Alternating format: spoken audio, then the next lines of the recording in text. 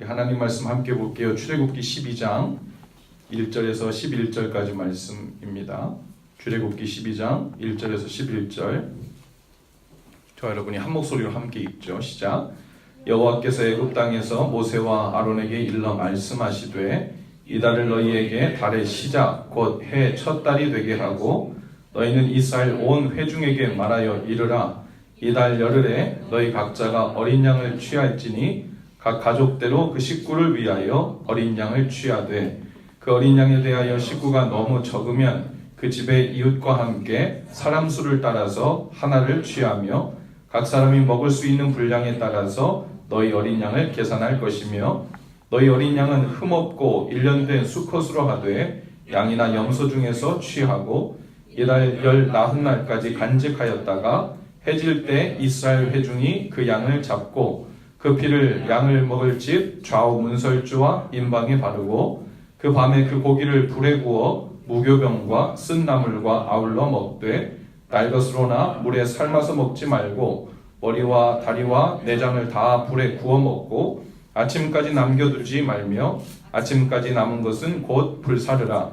너희는 그것을 이렇게 먹을지니 허리를 띠에 띠고 발에 신을 신고 손에 지팡이를 잡고 급히 먹으라. 이것이 여호와의 유월절이니라. 아멘. 기쁨 연독으로 우리 말씀 출애굽기를 계속 함께 보고 있는데요. 오늘 마지막 10번째 재앙에 관한 말씀이죠. 우리가 유월절로 잘 알고 있는 본문인데 하나님께서 이 마지막 10번째 재앙을 말씀하시기 전에 채비하는 게 참 많아요. 준비하시는 것. 마치 이때를 기다렸다는 듯이 하나님께서 이 유월절에 대한 인포메이션을 그리고 채비하고 준비할 것들을 아주 상세하게 말씀하고 계시죠. 여러분 유월절이 영어로 뭐죠? Passover. 그러니까 이것이 한국에 그 한자가 한글로 번역돼서 처음에 왔을 때 처음 한글로 번역된 초판 성경에 보면 그때 이 유월절을 한글로 뭐라고 썼냐면 넘나는 날이라고 이렇게 썼대요. 그러니까 넘어가는 날, Passover. 그러니까 재앙이 나에게 이르지 않고 넘어가는 날. 이 유월절을 이야기할 때 하나님께서 모세와 아론에게 무엇을 제일 먼저 말씀하셨냐면 2절에 나와 있죠. 이 달을 하고 시작합니다. 그러니까 지금 무슨 큰 일이 일어날 텐데 그게 이번 달에 일어날 거야. 지금 내가 너희에게 이르는 이 일이다. 그런데 이 일이 얼마나 중요하냐면 지금부터 이스라엘 역사의 달력을 이번 달부터 새로 쓴다. 그 말씀하시는 거예요. 이 달을 너희에게 달의 시작 곧 해의 첫 달이 되게 하고 그러니까 6월절이 있는 그 달이 이제 모든 한 해를 시작하는 첫 달로 삼으라 하는 거예요. 이제 이 6월절을 기준으로 모든 것이 새롭게 된다는 의미죠. 우리 주일을 정돈하고 이제 6월절을 중심으로 우리의 그 이스라엘 삶의 모든 역사가 이제 다 바뀔 것이라는 그런 말씀이죠. 이것이 왜 이렇게 중요한가?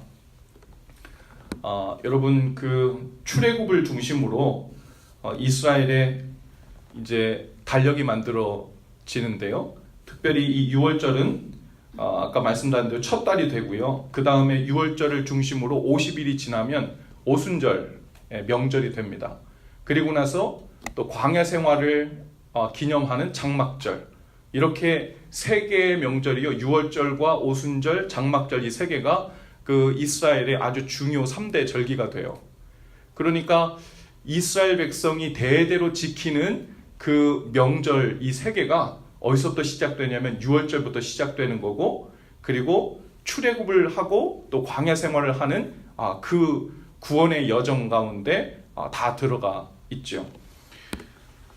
하루를 새로 시작하고 우리 새해를 시작하고 또 우리 삶을 새롭게 하는 일은 그 중간 분기점이 아주 소중하고 아주 큰 사건을 중심으로 하게 되죠. 우리의 삶도 그래요. 예수님을 믿기 전과 예수님을 믿은 후에 우리의 삶이 다 새로워지죠. 그러니까 우리가 예수님을 알기 전에는 세상의 여러 사람들이 지키는 날들을 함께 기뻐하고 셀러브레이트 많이 하잖아요, 그렇죠? 빼빼로데이도 지키고, 네, 발렌타인데이도 아주 나의 삶의 아주 절호의 기회고, 그런데 예수님을 믿고 난 후에 이제 우리 삶을 셀러브레이트하는 아주 중요한 사건들과 절기들도 예수님을 중심으로 바뀌게 됩니다. 그렇죠?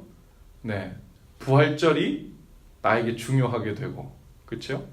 크리스마스 성탄절이 나에게 중요하게 되고, 성령 강림절이 나에게 중요하게 되고, 사순절이 나에게 중요하게 되고, 어떤 사람들은 나는 예수 믿은 지 10년, 20년 됐는데 사실 사순절이 뭔지 잘 모르겠고, 부활절은 그냥 계란 먹는 날 같고, 성탄절은 와서 발표회하고 선물 주고받는 날 같다. 여전히 그 정도 의미만 나에게 있다. 그러면 뭔가 중대한 게 잘못된 거예요. 여러분, 예수님을 믿는다고 한다는 것은 예수님을 중심으로 이전 삶과 이후의 삶이 새롭게 재세팅되는 겁니다. 단순히 그냥 기념일을 지키거나 명제를 지키려고 하는 것이 아니라 그분이 우리 삶의 변두리에 있다가 혹은 말로만 듣다가 내 삶의 중심의 주인으로 왕으로 오셨기 때문에 그분의 이야기가 내 삶의 가장 중요한 이야기가 되는 거죠. 그래서 여러분, 우리 재수요일 한번 재수요일 예배 때 와가지고 이렇게 재로 십자가를 그으면서 흙에서 왔으니 흙으로 돌아갈지니라. 오늘 재수요일 그 예배를 한 번도 안 해본 분들이 한 번 오셔서 그러더라고요. 저는 지금까지 신앙생활하면서 이런 재수요일 예배라는 게 있는지도 몰랐어요. 저는 처음 여기 와가지고 재로 이마에 십자가 긋는 거 처음이에요. 처음 이단인 줄 알았어요. 막 이러더라고요. 이게 오랫동안 내려온 이 전통들이 무엇을 하고 안 하고는 둘째 문제고, 우리 삶을 이끌어 나가는 전 삶의 영적 분위기와 삶의 루틴이 되는 일, 그것은 사실 그것 하나하나가 우리에게 얼마나 중요한가도 중요하지만 사실은 우리의 중심을 어디에 두고 사는가를 표현해 주기 때문에 그렇습니다. 그런 의미에서 지금 하나님께서 모세와 아론에게 잘 들어라. 지금부터 이번 달에 이 마지막 10번째 재앙으로 내리려고 하는 이 일이 이스라엘 역사에 두고두고 가장 중요한 전환점이 될 거다. 왜 그렇게 말씀하시나를 두고 봤더니 나중에 이 6월절은 바로 예수님을 기념하는 날이 되었기 때문에 그래요. 6월절에 잡는 어린 양은 바로 2000년 후에 온 세상에 인간들의 죄를 사하기 위해서 보내실 하나님의 어린 양으로 오실 예수님을 말하는 것이기 때문에 그랬어요. 이제 모든 것을 새롭게 하시는 그 은혜를 기억하고 이제 하나님께서 모세와 아론에게 말씀하시는 겁니다. 근데 오늘 좀 몇 가지 우리가 좀 알 필요가 있는데요. 이 어린 양을 몇 마리나 잡았을까 한번 생각해 보면 좋을 것 같아요. 여기 보니까 각 식구 사람 수를 따라서 양을 잡으라 그랬는데요. 함께하는 사람 수를 따라서 하나를 취하며 각 사람이 먹을 수 있는 분량에 따라서 너희 어린 양을 계산할 것이라고 했습니다. 그래서 어린 양이지만 1년 된 수컷이기 때문에 그래도 꽤 자란 상태죠. 그래서 이것을 하루 저녁에 다 구워 먹어야 되거든요. 그러니까 그것을 계산할 때 보통 이스라엘 백성들이 10명당 한 마리를 잡았다고 합니다. 10명당 한 마리.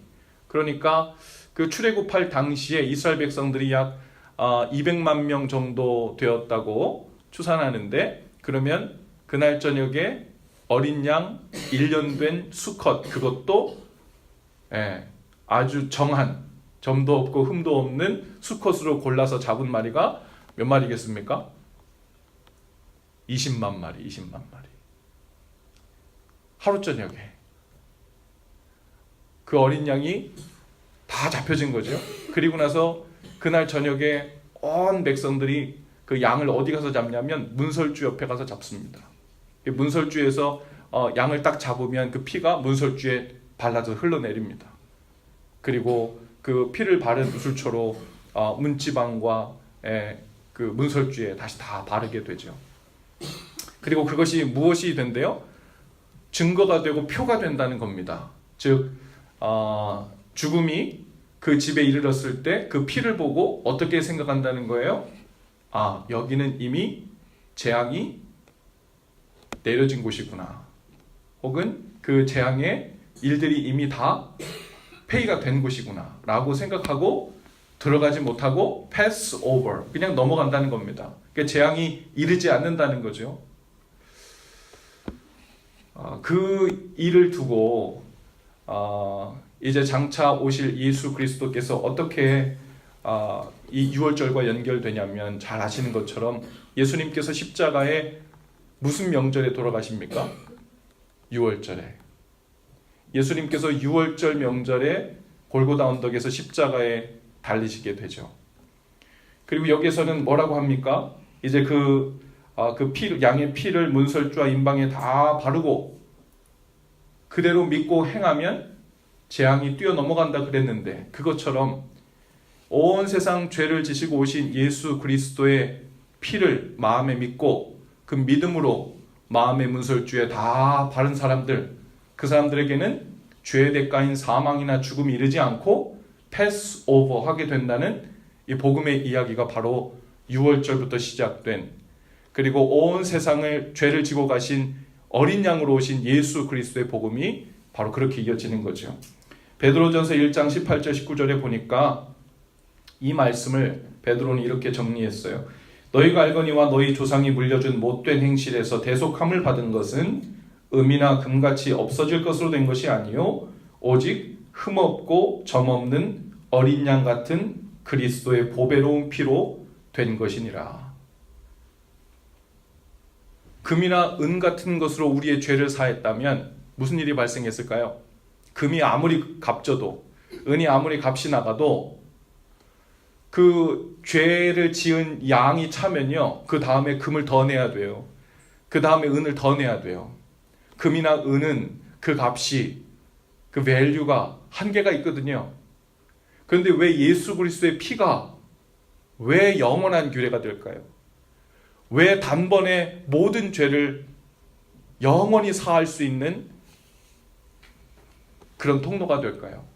그것은 아무리 큰 죄라도, 아무리 지속적인 죄라도, 아무리 많은 죄라도 두고 다 사할 수 있을 만큼 어떤 금보다 은보다 비교할 수 없을 정도로 가치 있는 하나님의 피이기 때문에 그렇습니다. 할렐루야.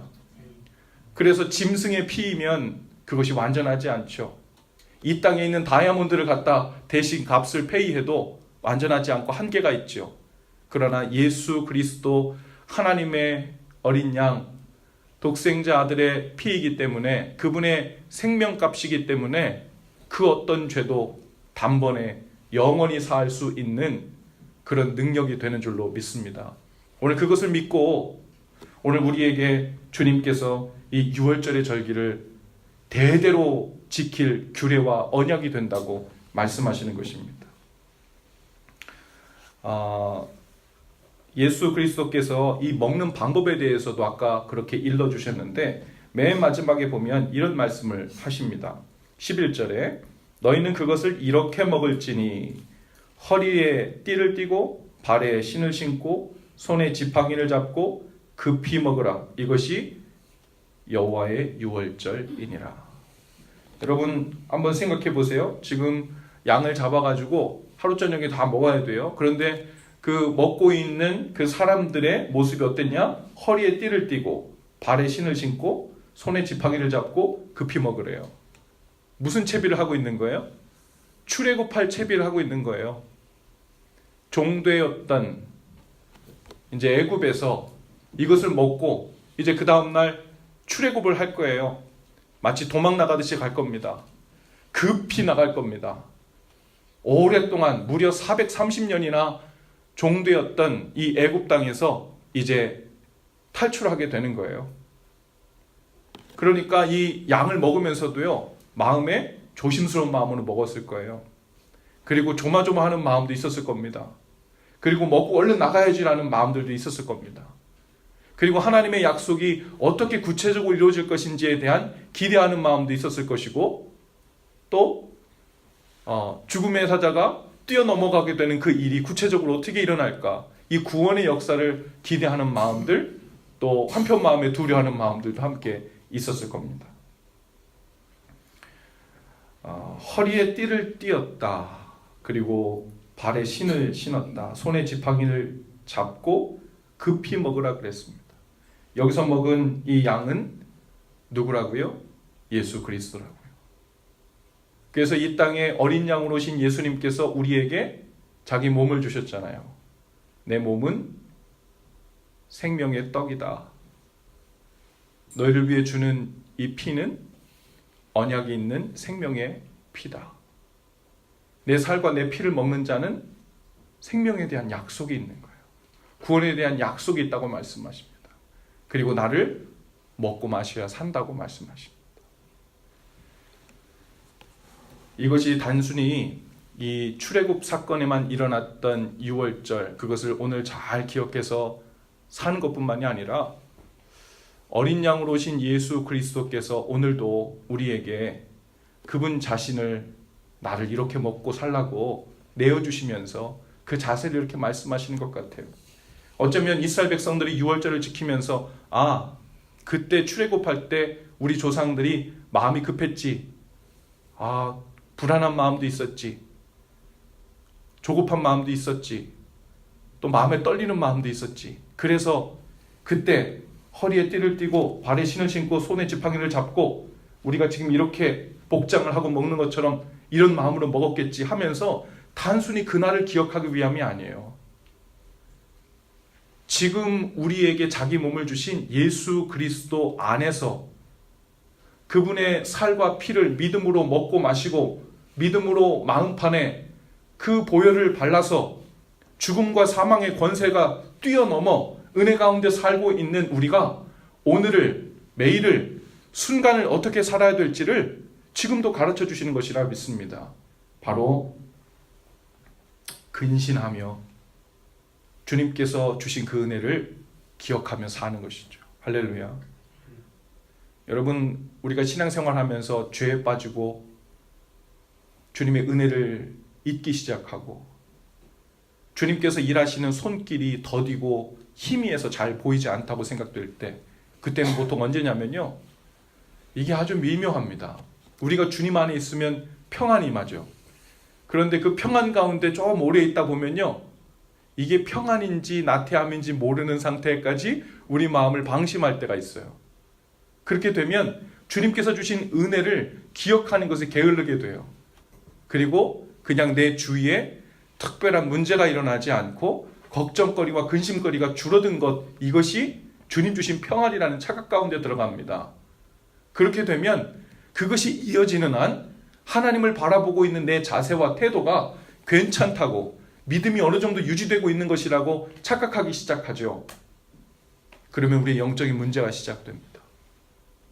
저는 오히려 여기에서 주님의 몸을 먹을 때 허리에 띠를 띠고 발에 신을 신고 손에 지팡이를 잡고 급히 먹으라는 이 말씀이 우리에게 이 건강한 신앙생활의 자세를 우리에게 말씀하시는 것 같아요.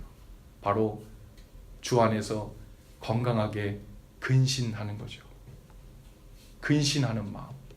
여러분, 근신한다는 말을 사전적 의미를 찾아보니까 몸가짐이나 행동을 조심하는 것, 이렇게 되어 있어요.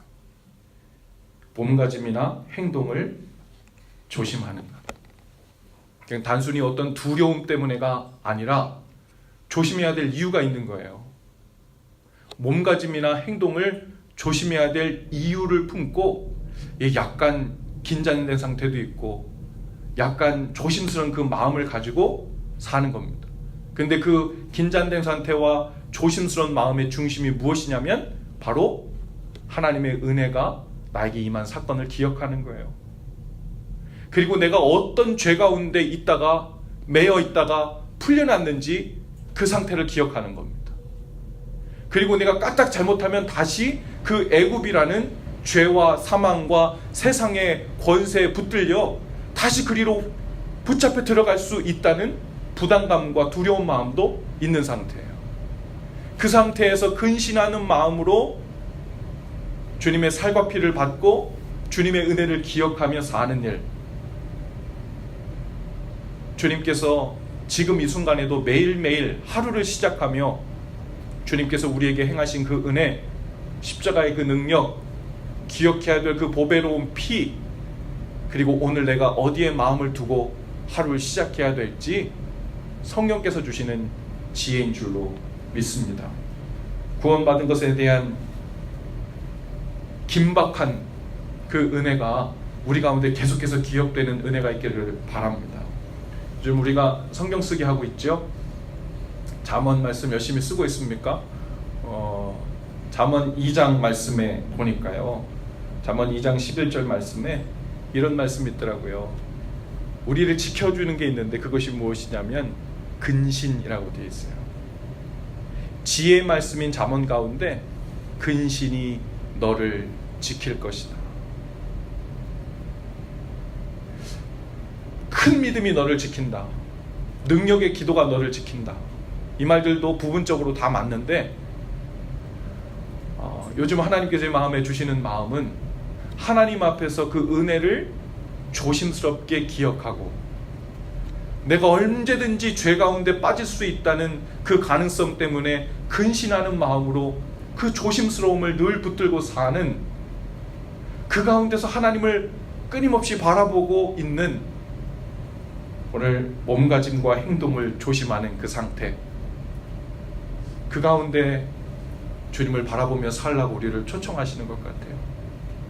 오늘 여러분, 나는 요즘 하나님 앞에서 이 마음이 자유한 것인지 평안한 것인지 나태한 것인지 게으른 것인지 무감각한 것인지 잘 구분이 안 된다면, 다른 건 잘 몰라도 여러분 하나님의 은혜와 죄로부터 구원받은, 즉 이 죄로부터 지금 탈출하는 그날을 기억하며 있었던 은혜 받은 자들의 마음가짐은요, 그리고 그날을 기억하며 사는 태도는 바로 약간의 긴장감이 있어야 돼요. 근신하는 마음이 있어야 합니다.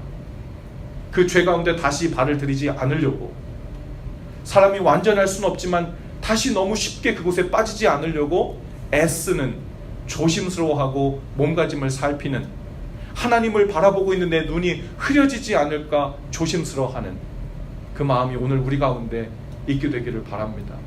특별히 이 사순절 기간에 하나님, 제가 그 마음으로 주를 바라보겠습니다. 제 마음가짐과 몸가짐을 바로하여 주님을 바라보는, 그래서 주님 기뻐하시는 그 마음의 상태와 태도가 다시 내 삶 가운데 자리 잡게 되기를 원합니다. 이것이 오늘 저와 여러분의 기도요, 소원이요, 그리고 주님 원하시는 자리로 돌아가는 지름길이 될 수 있기를 바랍니다. 잠깐 기도하죠. 좋으신 주님, 6월절이 우리 삶의 중심이 되어야 한다 하십니다. 주님 주신 은혜를 기억하고 죄에서 구원받은 그 긴박성을 기억하며 하나님의 은혜를 온전히 붙들고 나아가는 우리 마음에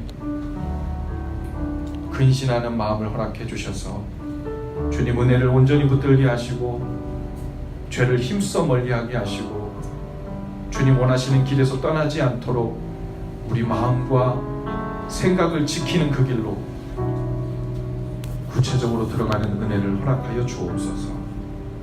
광야길에 한시도 우리와 떨어지지 않고 동행하셨던 주님의 은혜가 그 모든 여정 가운데 함께 하실 줄로 믿습니다.